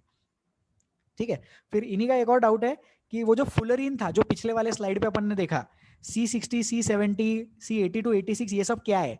तो ये सारे मॉलिक्यूल का फॉर्मूला है। तो सोचो ऑक्सीजन का मॉलिक्यूल अपन कैसा लिखते हैं, ऑक्सीजन अपन O2 लिखते हैं ना, तो कार्बन का जो बड़ा मॉलिक्यूल है, जायंट मॉलिक्यूल जो कार्बन का है, उसको लिखते हैं C60, उसको बोलते हैं फुलरीन। तो फुलरीन के अलग अलग मॉलिक्यूलर फॉर्मूले, मैंने बोला ना डोम शेप स्ट्रक्चर बोलते हैं अपन, तो डोम शेप स्ट्रक्चर जो है, वो डोम शेप स्ट्रक्चर 60 कार्बन का हो सकता है, 80 कार्बन का हो सकता है, 86 कार्बन का हो सकता है, depending on the compound, compound नहीं sorry, depending on the molecule, ये कंपाउंड नहीं है, ये जो एग्जांपल है ये एलिमेंट के मॉलिक्यूल्स है, बराबर, इसमें अदर एलिमेंट नहीं है।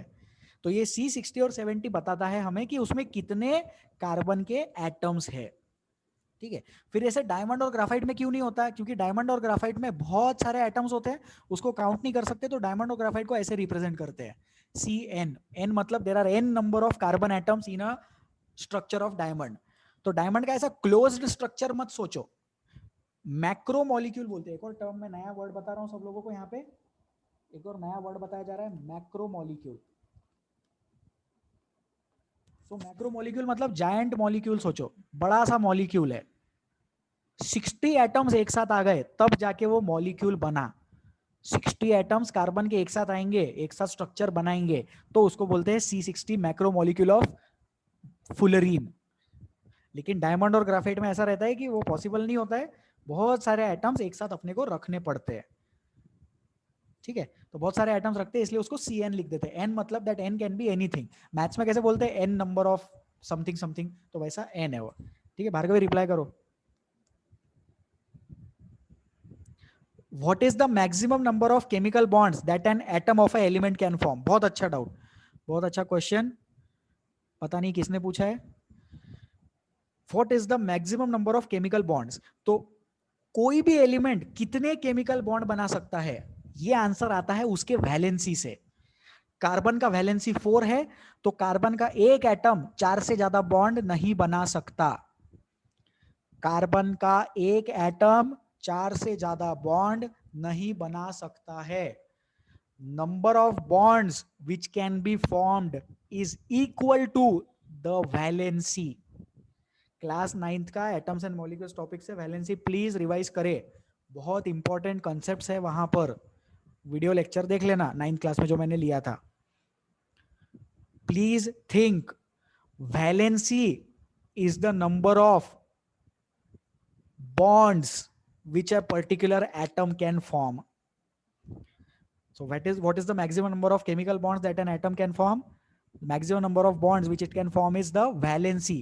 कार्बन के केस में वो 4 हो जाएगा, किसी भी कार्बन एटम के 4 से ज्यादा बॉन्ड नहीं हो सकते, लिख के ले लो, लर्न कर लेना, कार्बन एटम के 4 से ज्यादा बॉन्ड नहीं रहेंगे, और सोचो 4 से कम भी नहीं रह सकते, कार्बन एटम के 4 बॉन्ड बनेंगे तभी तो जाके वो पूरी तरह से स्टेबल होगा। तो number of bonds for carbon is always 4, hydrogen के लिए वो हमेशा 1 रहेगा, ऑक्सीजन के लिए वो हमेशा 2 रहेगा, नाइट्रोजन के लिए हमेशा 3 रहेगा। ठीक है, जिनका डाउट था रिप्लाई कर देना बाद में।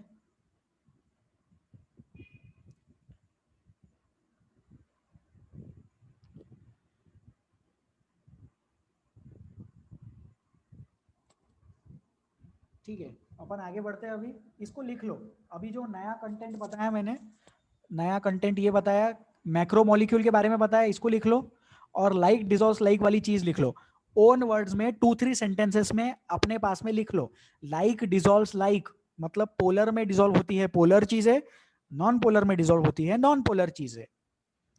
लाइक डिजॉल्व्स लाइक, पोलर में डिजॉल्व होती है पोलर चीजें, नॉन पोलर में डिजॉल्व होती है नॉन पोलर चीजें। और सेकेंड पॉइंट लिखना मैक्रो मॉलिक्यूल्स वाला।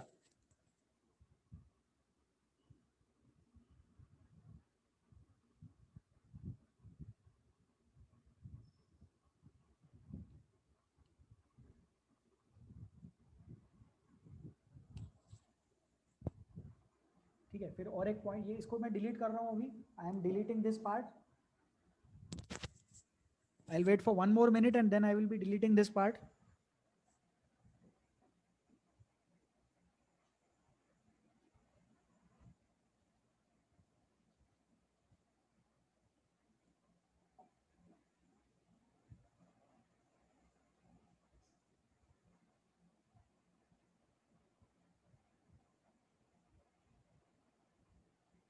Okay, I am deleting this. तो और एक मैंने इंपॉर्टेंट पॉइंट यहाँ पे क्या डिस्कस किया, number of bonds is equal to the valency, है ना। तो कार्बन में कार्बन ईच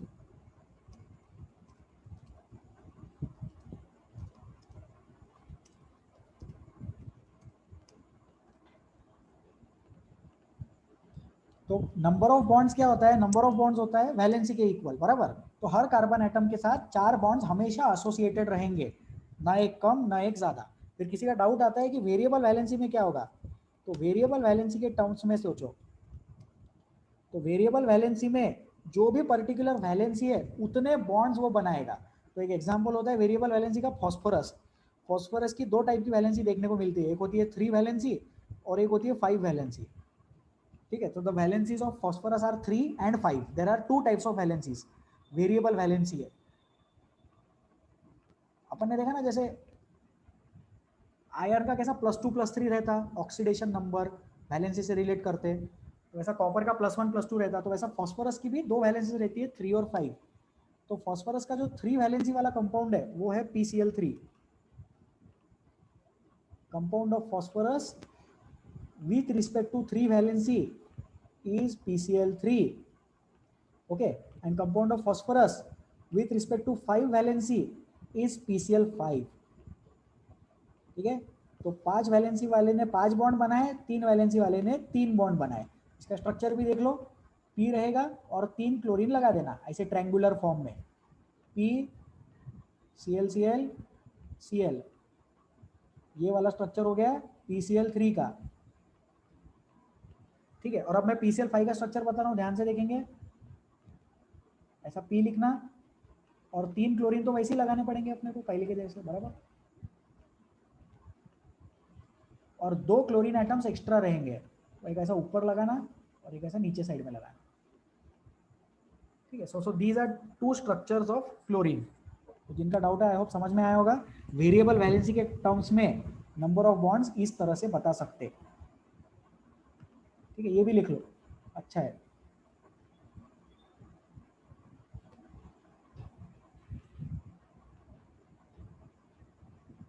इसको लिख लो और ये वाला पॉइंट भी लिख लेना, इंपॉर्टेंट पॉइंट है।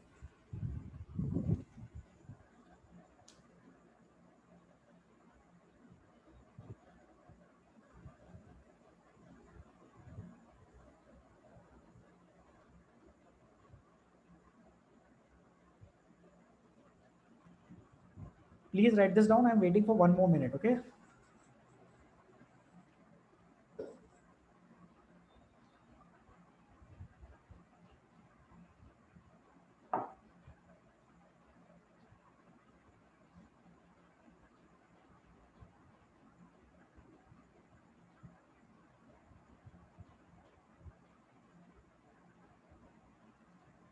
चलो, let us move ahead. कितने लोग लिख रहे हैं? Please raise your hands if you're still writing. Kindly raise your hands if you're still writing.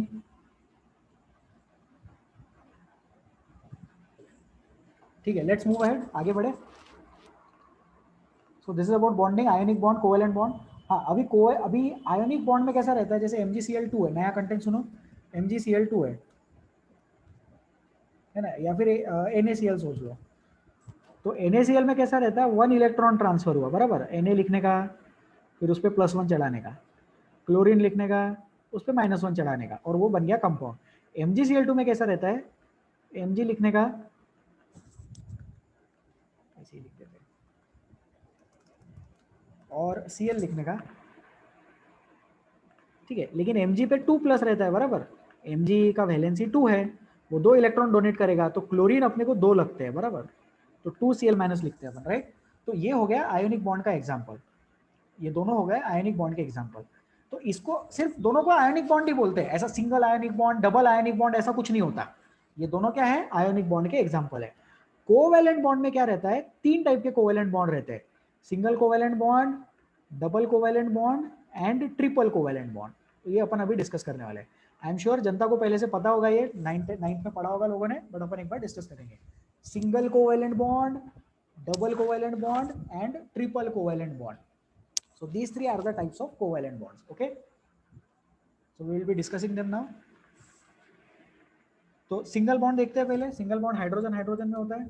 और एक एग्जांपल ले लेता हूँ मैं, क्लोरीन क्लोरीन में भी अपन सिंगल बॉन्ड सोच सकते हैं। So please think, single bond मतलब एक एक इलेक्ट्रॉन शेयर हो रहा है, one one electron is being shared. तो हाइड्रोजन लिखते हैं, उसका जैसे एक इलेक्ट्रॉन यहाँ पे अपन ने डॉट से बनाया, ठीक है। फिर इधर दूसरा हाइड्रोजन लिख दिया, उसका अपन ने एक इलेक्ट्रॉन डॉट से बना दिया। और फिर क्या हो गया, ये दोनों इलेक्ट्रॉन्स शेयर हो गए।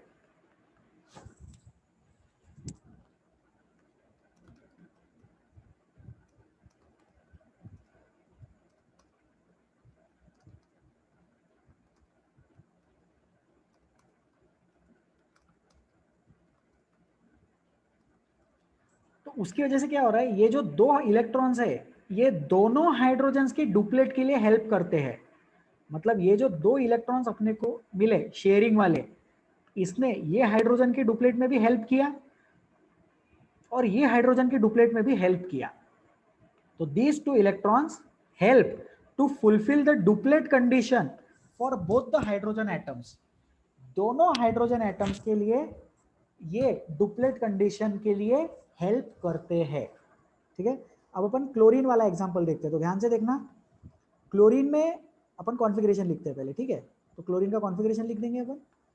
क्या होता है क्लोरीन का कॉन्फ़िगरेशन, 2,8,7 होता है, right. The configuration of chlorine is 2,8,7। Outer most में 7 इलेक्ट्रॉन्स है।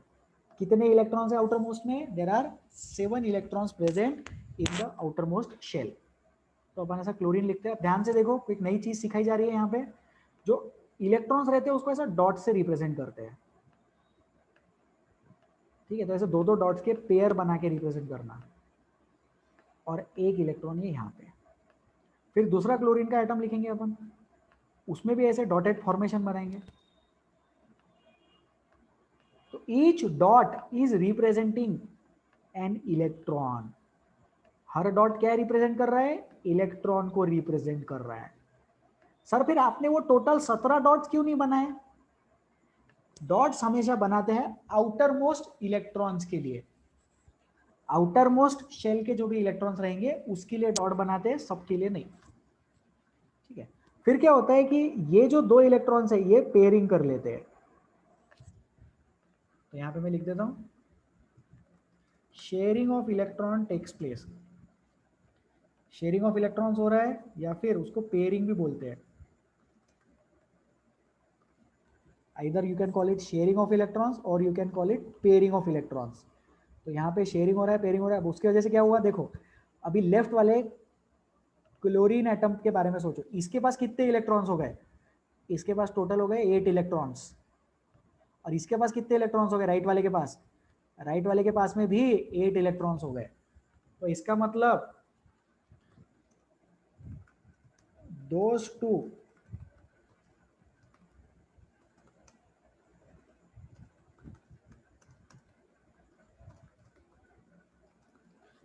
two shared electrons are helping to fulfill the octet condition of both the chlorine atoms, ठीक है। ये जो दोनों शेयर्ड इलेक्ट्रॉन्स है, ये वाले जो रेड कलर के डब्बे में लिखे हैं, ये दो शेयर्ड इलेक्ट्रॉन्स ऑक्टेट कंडीशन के लिए हेल्प कर रहे हैं। किसकी, दोनों क्लोरीन एटम्स की ऑक्टेट के लिए। तो ये हो गया सिंगल बॉन्ड फॉर्मेशन। प्लीज इसको लिख ले, please write this down. Single bond formation, electron sharing takes place.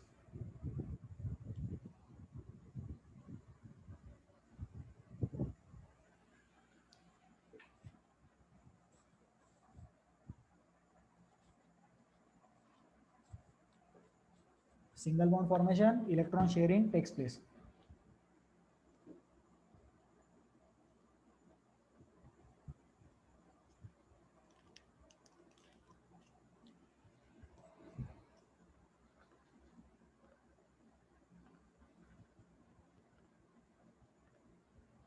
ठीक है, लेट अस मूव अहेड। अब अपन डबल बॉन्ड देखेंगे। तो डबल बॉन्ड में क्या होता है, 4 इलेक्ट्रॉन शेयर हुए। सिंगल बॉन्ड में कितने इलेक्ट्रॉन शेयर हुए, सिंगल बॉन्ड में 2 इलेक्ट्रॉन शेयर हुए। डबल बॉन्ड में कितने इलेक्ट्रॉन शेयर होंगे, 4 इलेक्ट्रॉन शेयर होंगे। ट्रिपल बॉन्ड में 6 इलेक्ट्रॉन शेयरिंग विल हैपन। तो डबल बॉन्ड का एग्जांपल देखो, ऑक्सीजन, ऑक्सीजन का कॉन्फ़िगरेशन अगर अपन लिखे तो वो आता है 2,6, बराबर। ऑक्सीजन के आउटर मोस्ट में 6 इलेक्ट्रॉन्स है, तो 6 इलेक्ट्रॉन्स अपन कैसे बनाएंगे, ऐसे बनाएंगे 1 2 3 4 5 6। और दूसरा ऑक्सीजन एटम बनाएंगे यहाँ पे सामने, उसमें भी अपन 6 इलेक्ट्रॉन बता देंगे कुछ इस तरह से।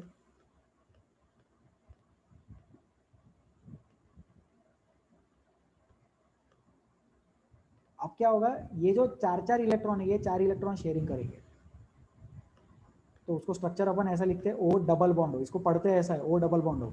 ओ इक्वल टू ओ मत पढ़ना उसको, ओ डबल बॉन्ड हो, जैसा hydrogen single bond hydrogen, chlorine single bond chlorine, तो वैसा ये है oxygen double bond oxygen, O double bond O. Last last concept triple bond. Last concept मतलब इस स्लाइड का लास्ट कंसेप्ट, ट्रिपल बॉन्ड में आता है nitrogen, nitrogen triple bond nitrogen. Outer most shell के इलेक्ट्रॉन्स आप ढूंढ के बना सकते हैं।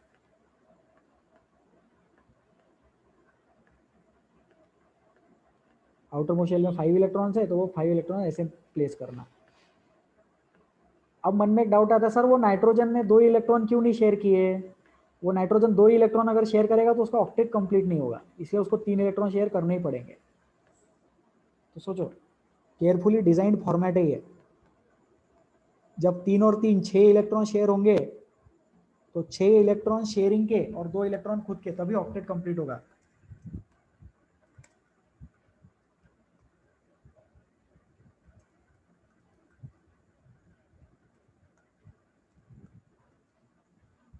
नाइट्रोजन का ऑक्टेट कैसे बना, नाइट्रोजन का ऑक्टेट बना 6 इलेक्ट्रॉन शेयरिंग से मिले और 2 इलेक्ट्रॉन खुद के जो ओरिजिनली थे, ठीक है। जो खुद के ओरिजिनली थे उसको मैं ऑरेंज सर्कल में बना रहा हूँ, ठीक है। और जो शेयरिंग वाले वो रेड सर्कल में बनाए, रेड स्क्वायर में, तो ये। तो इसको लिख लो, अच्छी चीज़ है, काम की चीज़ है, फ्यूचर में बहुत बार ये चीज़ यूज़ करने वाले हैं, इसको समझ में आना चाहिए हमें।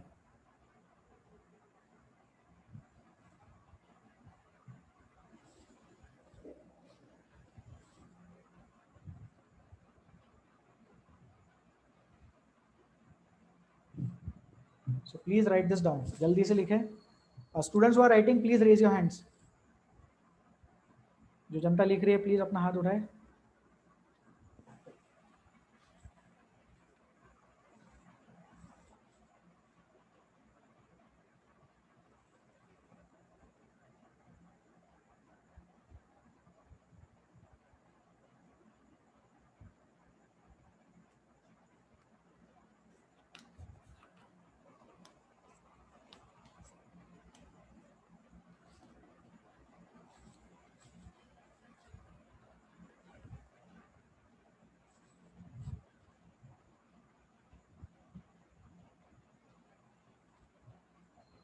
चलो एक बार अपन और डिस्कस करते हैं इस चीज को, ठीक है।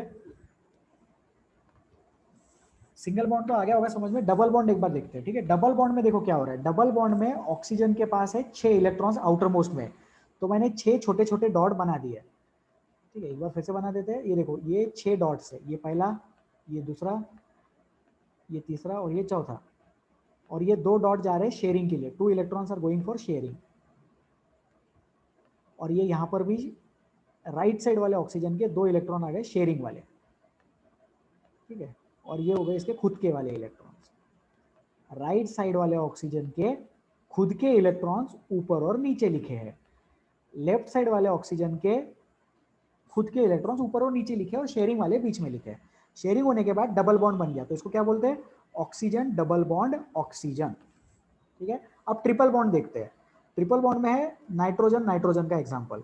तो नाइट्रोजन में कॉन्फ़िगरेशन क्या लिखते हैं अपन, नाइट्रोजन का कॉन्फ़िगरेशन रहता है 2,5, electronic configuration of nitrogen is 2,5।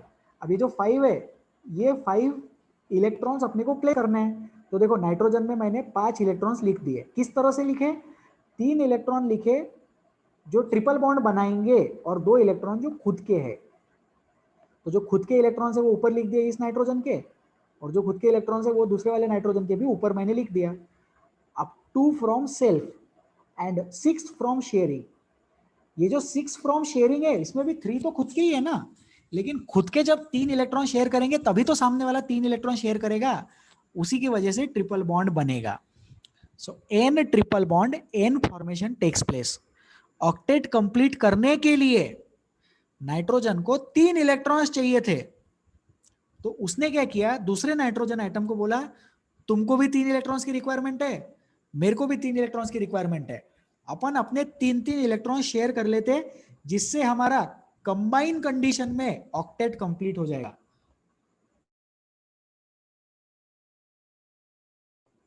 जिससे हमारा कंबाइन कंडीशन में ऑक्टेट कंप्लीशन हो जाएगा. ठीक है, तो उसको बोलते हैं N triple bond N, nitrogen का octet formation. Okay, so now let us move ahead. इसको जनता ने लिख लिया होगा, इसको अपन करते हैं delete.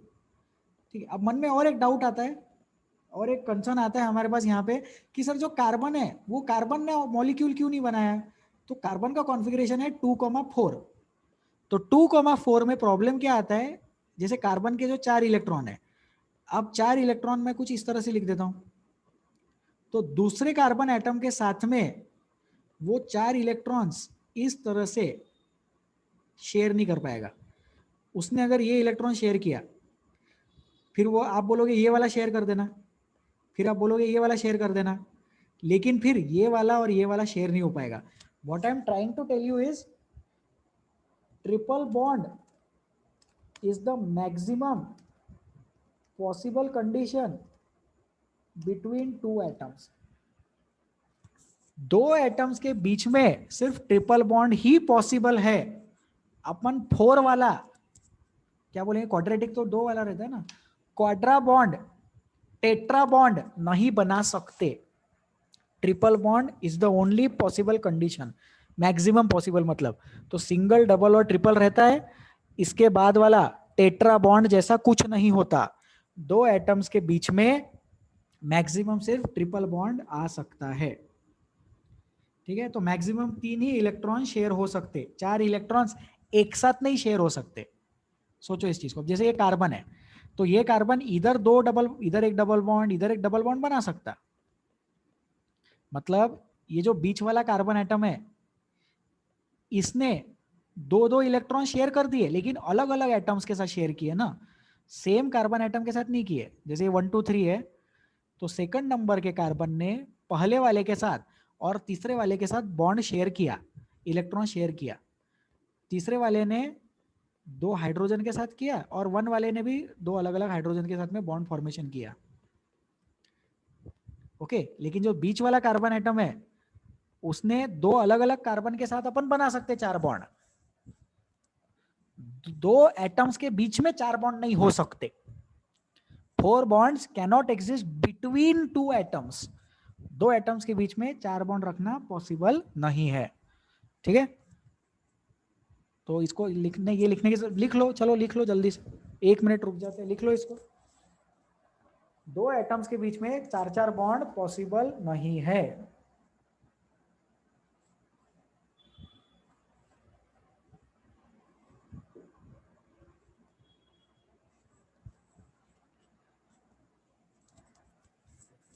Okay, so now will move ahead. अब ये जो डॉट बनाना मैंने सिखाया, इसी को बोलते हैं इलेक्ट्रॉन डॉट स्ट्रक्चर. तो वो शायद आगे लिखा है मैंने, हाँ, इसको बोलते हैं ल्यूइस इलेक्ट्रॉन डॉट स्ट्रक्चर. तो ये पॉइंट्स अपन डिस्कस करेंगे नेक्स्ट टर्न पे, इसी से कंटिन्यू करेंगे हम लोग, बट अभी मैं थोड़ा सा एक्सप्लेन कर देता हूँ. आउटर मोस्ट शेल के जो इलेक्ट्रॉन्स है उसको अपन डॉट से रिप्रेजेंट करते हैं, और electron dot structure covalent bonded molecules के लिए यूज करते हैं. ठीक है, तो जो भी अपन ने अभी स्टडी किया उसको बोलते हैं Lewis electron dot structures. Lewis electron dot structures में आउटर मोस्ट शेल के इलेक्ट्रॉन्स को डॉट से रिप्रेजेंट करते हैं, और जो बॉन्ड रहता है वो सिंगल लाइन से ऐसे रिप्रेजेंट करते हैं. ठीक है, तो ल्यूइस इलेक्ट्रॉन डॉट स्ट्रक्चर हम लोग नेक्स्ट टर्न पे कंटिन्यू करेंगे. जो अभी पढ़ाया उसी को बोलते हैं ल्यूइस इलेक्ट्रॉन डॉट स्ट्रक्चर्स. तो ये पॉइंट्स लिख लो सब लोग. Please write down these points in your notebook.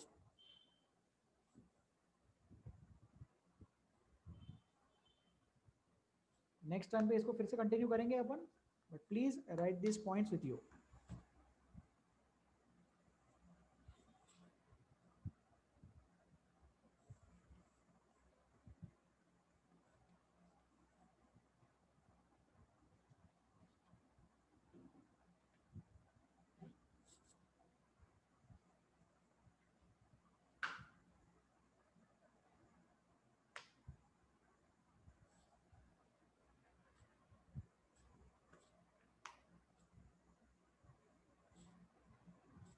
Okay, so now I have some difficulties in the WhatsApp messages. I will try to reply some difficulties in the class now. Class का time फिर भी बचा है अपना, there are still 5 minutes left. जिनको जाना है वो जा सकते हैं, जिनको जाना था वो ऑलरेडी चले गए. तो जिनके कुछ डाउट्स मैं क्लास में अभी डिस्कस करूंगा, कुछ डाउट्स इंडिविजुअली रिप्लाई करूंगा.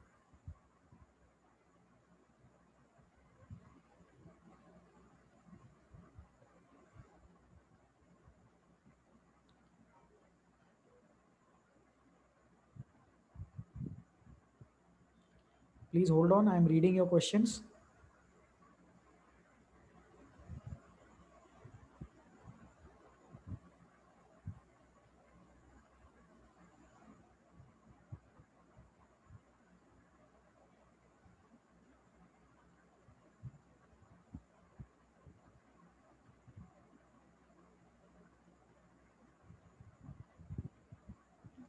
Compounds react to attain stability. So is carbon the most unstable? I think इसका आंसर मैंने दे दिया है. तो कार्बन सबसे ज्यादा अनस्टेबल नहीं है. कार्बन जो है वो अच्छा खासा स्टेबल एलिमेंट है, लेकिन ज्यादा रिएक्टिव है. रिएक्टिव भी है और उसकी रिएक्ट करने की इच्छा तो है ही, लेकिन रिएक्ट करने की उसकी कैपेसिटी भी है. राइट, इसलिए कार्बन रिएक्ट करता है और इसलिए कार्बन के कंपाउंड्स बहुत सारे अवेलेबल है. ठीक है सर, क्या 4 बॉन्ड्स एग्जिस्ट करते हैं और उसका एक, क्योंकि मैं डिस्कनेक्ट हो गया नहीं, क्योंकि ओके 4 बॉन्ड्स एग्जिस्ट नहीं करते, 3 बॉन्ड्स एग्जिस्ट करते, उससे ज्यादा एक एक्स्ट्रा बॉन्ड अपन नहीं लगा सकते. It is not possible to have a 4th bond. चौथा बॉन्ड लगाना पॉसिबल नहीं है दो एटम्स के बीच में. एक एटम अलग अलग जगह पे दो दो बॉन्ड बना सकता है. ठीक है, जैसे एक ये एटम है सी, ये ट्रिपल बॉन्ड है, ये इधर हाइड्रोजन है. अब ये वाले कार्बन ने क्या किया है, इधर ट्रिपल बॉन्ड बनाया और इधर सिंगल बॉन्ड बनाया, तो ये चलता. लेकिन दो एटम्स के बीच में ऐसे 4 बॉन्ड नहीं चलते. कुछ तो भी एक कंसेप्ट रहता है जिसको बोलते हैं स्पेस ज्योमेट्री, वो अलाउ नहीं करता है. जब अपन हायर क्लासेस में डिस्कस करेंगे तो कुछ तो भी एक और कंसेप्ट आता है सिग्मा बॉन्ड, पाई बॉन्ड. तो कैसा रहता है, 3 एक्सिस रहते हैं ना, X axis, Y axis, Z axis. तो थोड़ा सा उस लाइंस पे सोचो. ये जो बॉन्ड रहता है ना, बॉन्ड प्लेनर रहता है, बॉन्ड्स आर प्लेनर. तो 3 बॉन्ड्स तक के प्लेन अलाउ करते हैं, X Y plane, Y Z plane, X Z plane, वैसा सोचो. तो ये चीज 11th में डिटेल में डिस्कस करने वाले, सिग्मा बॉन्ड, पाई बॉन्ड वाला एक कंसेप्ट रहता है, उसके साथ ये हो जाएगा. प्रथमेश का डाउट है, आई होप मैंने एक्सप्लेन कर दिया. ये एग्जिस्ट नहीं करता ना, इस पे क्रॉस कर देते हैं, नहीं तो जनता स्क्रीनशॉट लेगी और बोलेगी गलत पढ़ाते हैं. ठीक है, ठीक है, that is sufficient for today. हम लोग कल मिलेंगे same time, and then we will continue with the Lewis electron dot structures. यही टॉपिक से पढ़ाएंगे. And thank you so much for your patience and understanding. Please take care of yourselves.